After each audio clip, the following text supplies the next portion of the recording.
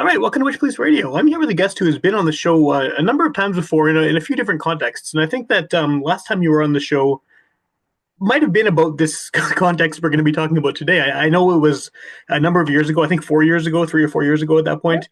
And things have progressed with the project we talked about back then in a pretty huge way. So I think that the best way to start this off is if you want to introduce yourself, give some information about what you do as an artist, and we can go from there. Yeah, hi, I'm Ava. I'm here today talking about a writing project, but I've been a guitar player, musician on the Winnipeg scene for the last 12 years or so. And I just started getting more into writing probably about 6 years ago and Okay. finished this particular project, yeah, 4 years ago. At the time, it was a web serial, so it was an all online weekly updating story that I had wrapped up after about 58 chapters or weekly updates. So it ended up getting pretty long. But I closed off that segment and kind of finally was comfortable enough to start kind of telling people about it, other than just the small online community that had been following on the web serial site that I'd been posting it on. Yeah, Um, yeah, so more people kind of started getting interested and uh, and informing me that it was too long to read on their computer screen, which is perfectly fair, as it turns out. When you're writing, you're maybe not thinking so much about word count, for and sure. things can kind of go on, and then compile it all together. Suddenly you find you've written sort of a Lord of the Rings length saga. Only one Lord of the Rings book. We're just talking about book one. So far, I guess, right? So far, yes. Yeah, so yeah, I'm finally putting it out in hardcover book form and paperback, doing the whole thing. It's being released by Transistor 66, which is really cool. I That's feel really like, cool. yeah, this is the kind of book that belongs more on a record label than with a publisher, I think. So I'm really happy that that is happening. And we're going to have a book launch party release show next week, which is Cool. coming up. I've been doing a lot of planning, had that in the works for a while. So I'm really excited for that classy little book launch. Awesome. Well, I do want to get into what the book, the subject matter of the book, because I think it fits. I mean, like you said, Transistor, I can never say the name of that label without stumbling on it. Transistor 66, it totally suits it. I mean, they have that, obviously, the local music connection, and they're always, it seems like Art is always looking for kind of weirdo creative projects to sort of put his label on, right? So it seems Yeah, like it fits for sure. there's so many cool artists on that label. Like I love Paige Drobot, Yeah. like really great guitarist, songwriter, and like yeah, so such great rock and roll, but also totally off the beaten path. Yeah. And but yeah, B.A. Johnson, the Catamounts, so some great bands on there.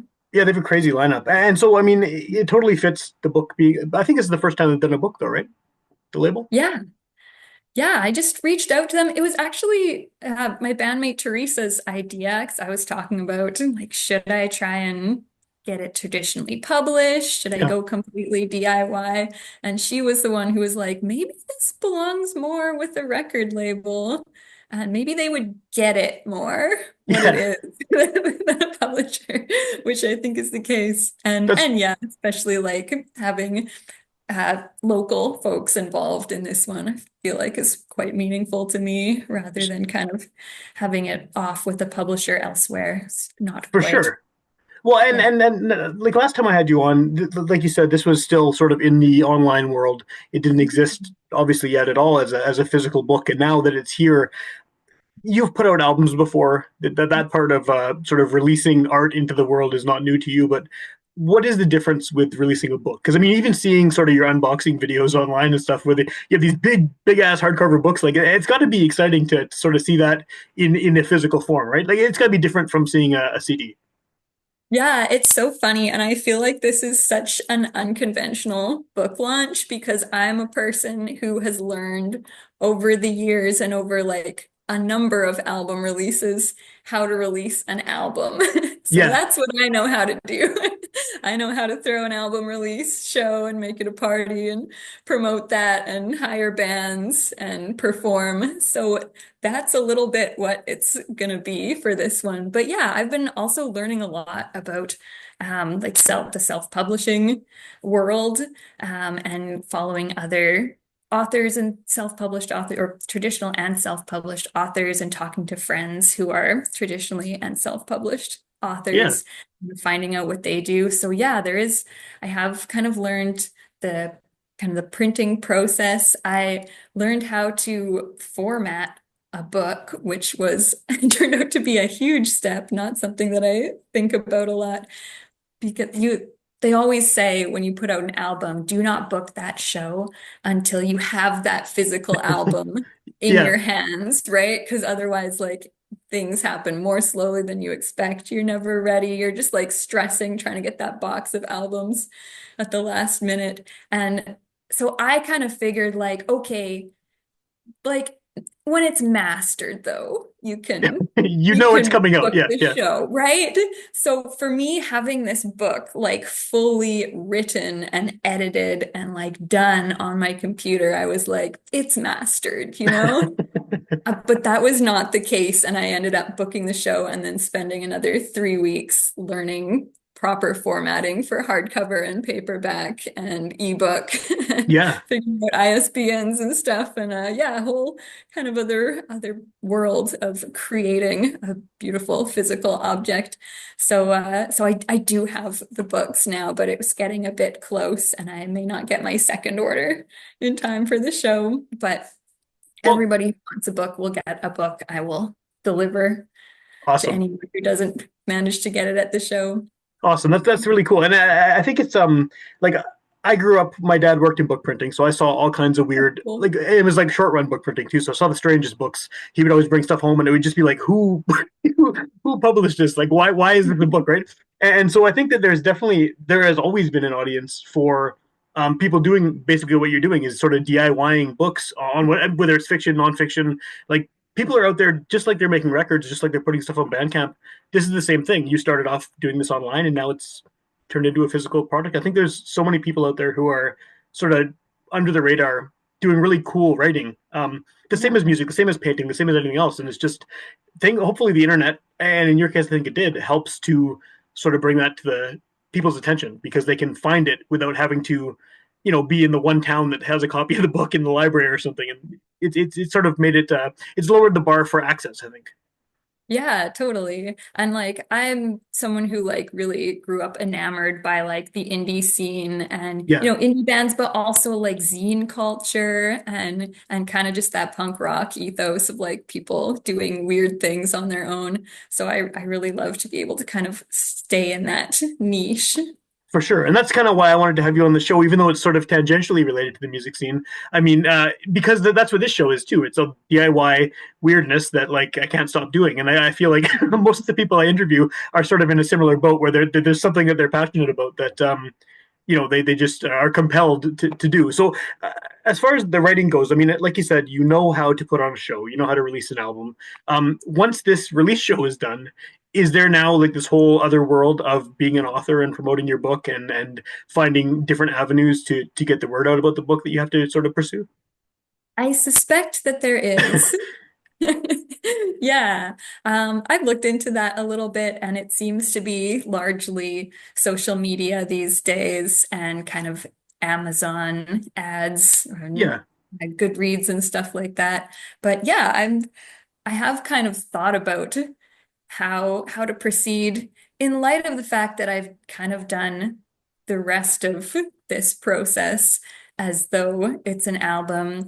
My yeah, release show has bands playing that are it's not a conventional book launch. My band's gonna play, we're gonna play some tunes from the book. I cool. have a reading of the book by a real librarian because I am too shy to read my own book out loud in front of a group of people. We have That that. that is Uh, wild to me though, because you play shows all the time, like you're always on stage. I know. I know I'm much more comfortable ripping a guitar solo in front of people than reading aloud. Confidence in the content of the book, but not in my own delivery. So Do you yeah, think that'll Elliot. change? Do you think you're gonna like slowly sort of gain confidence in that, or is that still gonna be weird to you? I wonder. I guess it depends if I ever have to do a reading elsewhere, Yeah, then it will be called upon to find out yeah. what that's like.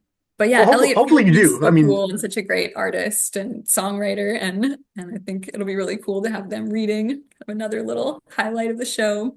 yeah, that sounds awesome. For people who haven't read the book and maybe didn't follow it online when it was a serial basically, and haven't read it yet because it's about to be launched at the time we're recording this, what can you tell me about the what the book is about? Because it is related to music and the music scene and independent music and all this stuff we've sort of been talking about around the book. Yeah, so it is a campy, culty horror novel. I'm trying out twee horror as a genre. Cozy horror. It's pretty light. About a Winnipeg indie band who encounter paranormal disasters at all of their shows. So it's set in a fictitious Winnipeg music scene, and basically begins with a murderer monster who is targeting musicians at shows. And I think it kind of started, maybe because of the nature of web serials, the way they can just kind of go on and on Yeah, without much outline. Kind of started as a like monster of the week gimmick. Like what if it was like a Scooby-Doo style mystery, except that it's a band that has to play a show yeah, every yeah. time within every little plot arc. And then as I got more comfortable with writing, they ended up being a bit more expansive and kind of developed an overarching narrative. Cool. Yeah. And so like obviously the supernatural paranormal side of things is not something you have personal experience with being in a band, but I feel like this is right in your wheelhouse because I mean Bicycle Face, which you're probably I think best known for as far as music goes. I mean, that last album was all about Earth space and aliens and all these kind of things. And I mean, you're writing about bands in the fictitious Winnipeg music scene. You have tons of experience there. So obviously, you're not writing about yourself dealing with these monsters and things, but it's familiar territory, right?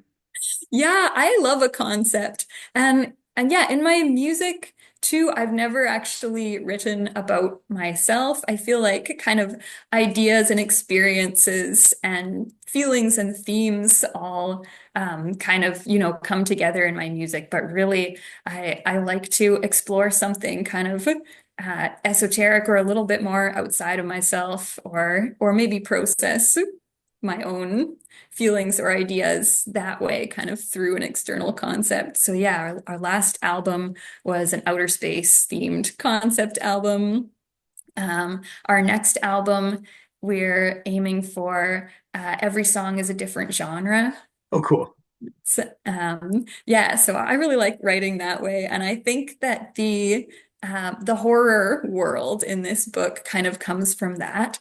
That I think it provides kind of like a framework to explore kind of real life stuff, where I'm Sure. maybe not just having to throw an interpersonal conflict at these characters, or yeah, kind of make them go through maybe a realistic portrayal of an indie show is almost too real for Right. me. Right. So throw in like an evil clone or a murderer or a cult or something.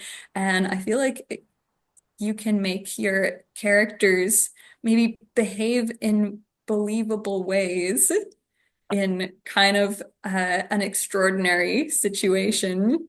I think you're right about that. I think a lot of the I mean I know yours is more like you said it's light. It's not like just this gruesome Yeah.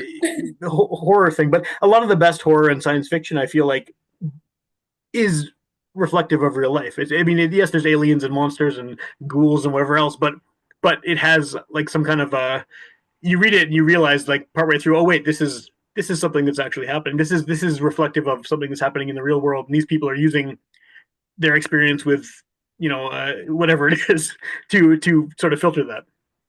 Yeah. Yeah, and I wouldn't say I don't think I'm going for like metaphors or anything, but I do just like to see people like grappling with situations. And yeah, kind of finding the humor and warmth in an absurd situation. Yeah, Yeah, kind of bring out that humanity. yeah, yeah, that's a good way of putting it for sure. I think. So what happens next after this? I mean, not in terms of sort of promoting the book and marketing the book, but now you're a published musician, I guess. You have these records out in the world, and now you're a published author, and that sort of is a whole new sort of direction that you can take as a creative person. Are you hoping that this is going to become more than just a side gig? I mean, I know, I don't mean to belittle it by calling it a side gig, but I mean, you've obviously spent a lot of time on this. But like, do you foresee this becoming a more significant part of your time in general as a creative person? Yeah, I think so. And probably that might be kind of the difference between now and maybe the last time we talked. Like I've Yeah, always written for the joy of it and had music as kind of my serious thing. I went to music school. I kind of, did the serious musician thing and have really pursued that kind of career-wise and then kept writing as more of a exploration or just for the joy of it. And yeah, I think having completed this book, I've felt a lot more comfortable like incorporating those two things, whereas maybe before I felt like I had to keep them separate, like, oh, this is serious, even though Bicycle Face is, of course, a bit kooky. It was those kind of two different worlds. Um, and yeah, since then I've gotten a lot more like confident about writing things that I could put in the world. I've cool. started reviewing albums for Cups and Cakes, who are another like really awesome indie publication, just promoting indie music and the Canadian scene. I think they're really great. So I just do volunteer reviews for them. That's And awesome. I've read a few of those actually. oh, thanks. It's Yeah. cool. It's cool to see your name on there. Yeah, yeah. It's. Yeah. Do you feel like?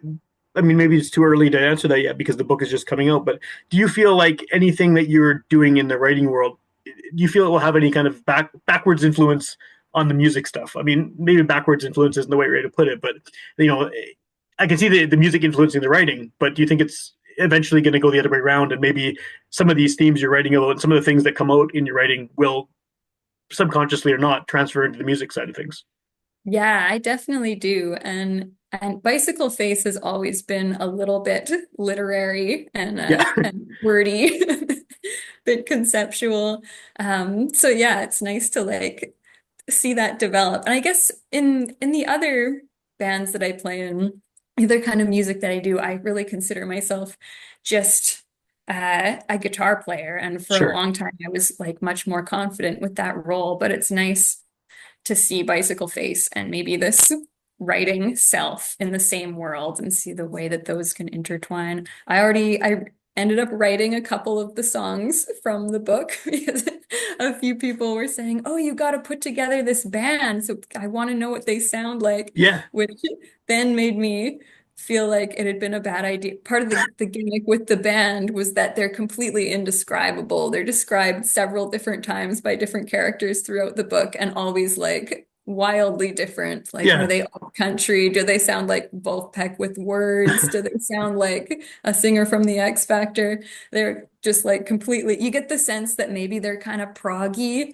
but you can't even tell if they're good or not. They could be terrible. Totally mixed reviews. It's like, I don't know how to put this band together, but I feel like Bicycle Face could cover a couple of songs by yeah. this band with our own spin on it that That maybe that seems fitting still for sure. still doesn't make it possible to imagine what they might be like. But that was really fun to try and start to imagine like I'd written some lyrics for them in the book. So start to imagine what that might actually sound like and like Yeah, build a whole song around it. And that ended up being fun because I was writing in another, again, completely different style from what I usually do. I was trying to picture, well, first there's a character who is afraid of dogs. And to be clear, I did not write myself into this book at all, but a few facets of of myself may have worked their way in, and those who know me well know that I'm low-key scared of dogs. I still like them. I think they're Yeah, very cute, but I got to exercise some of my dog trauma, I think, writing that character. And then he, in turn, worked through his dog trauma by writing dog songs. So then I right on. found, oh, I gotta write a dog song for this band. So we're playing one of those. And then another one that is referenced in an early scene.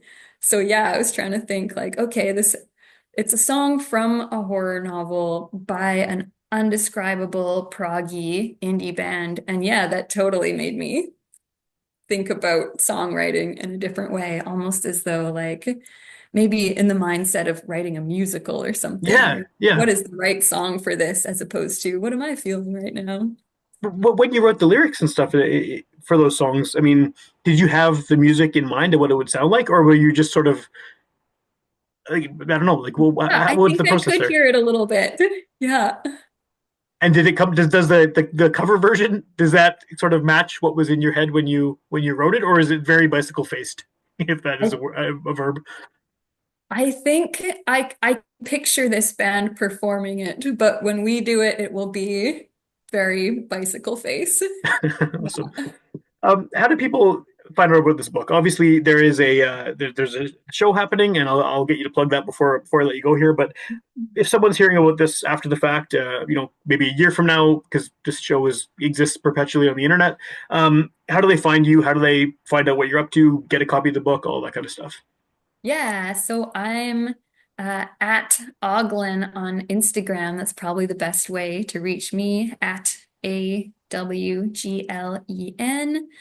Um, the book will be available on the Transistor 66 website. I just haven't done orders or anything before the show because I want people to be able to get it for the discount at the show. If they pay the $15 cover to support the bands, then they'll get $15 off the price of the book. So it'll be Cool. $25 for the hardcover rather than 40. But yeah, for people who don't make it to the show, they'll be able to order the book. And I think I'll just make that available as soon as the show is done. So yeah, that'll be on Transistor 66, or I will link to it on my Instagram for everybody to find. Cool. Yeah, that's probably the best way. And I usually share music stuff from Instagram too on that account, or my other account, Ava Ray Music, which is also linked there on the main one. Yeah, and I can link to those in the show notes. People can find you easily as well. You said, I mean, obviously it's out in hardcover format. That's what you're going to have at the show. You mentioned paperback at the beginning as well, and then ebooks as well. Is that the other format that's going to be available in? Yeah. I kind of always planned to do an ebook, and I ended up doing paperbacks too because hardcovers turned out to be very expensive. I'm not These are the surprised. things I'm learning about self-publishing. So yeah, the hardcovers are beautiful, but I decided to have some paperbacks too, just because I can afford them. Other people can also hopefully. And are those already here? Like, do you already have the paperbacks, or is it just the hardcovers for now? I just have the card covers right now, but I'll have the paperbacks. I might actually get the paperbacks before I get my second order of hardcovers. So I might have those at the show too. I should also say Alexi Flower is the cover artist. Yeah, Definitely want to shout out to him because I just love the cover art. And I it's think he really did cool. Yeah, it such has a a kind of a good comic job. book sort of vibe to it. Yeah, totally. And he's a comic book artist. It makes And sense. yeah, he's a former bandmate. So I was very lucky that he offered to do that for me. Yeah, it's super cool. What are the details of the show again? If someone's listening to this, it'll probably be shortly after this comes out that the show will be happening. So, what's the info about the event? Yes, November 14th. It's a Thursday. Early show, classy little book launch. It is doors at 7. Bicycle Face will play at 7:30. And we'll have a little reading from Elliot Feeling. And then Quentin Bart is going to play Cool. with his hurdy-gurdy and cello duo with Nathaniel Felicitas, Oh, awesome. which I think is going to be really neat. And then I will sign books which sounds pretentious, but I would feel really bad on the off chance that this book did blow up if people couldn't make a profit off of it. So I will sign them just in case. Right, you're doing it just for their future eBay use. Yeah, exactly. I just want everybody to be happy and benefit from this. So there'll be that. And then Charlie Red Star as a band that is totally new and I'm really excited about.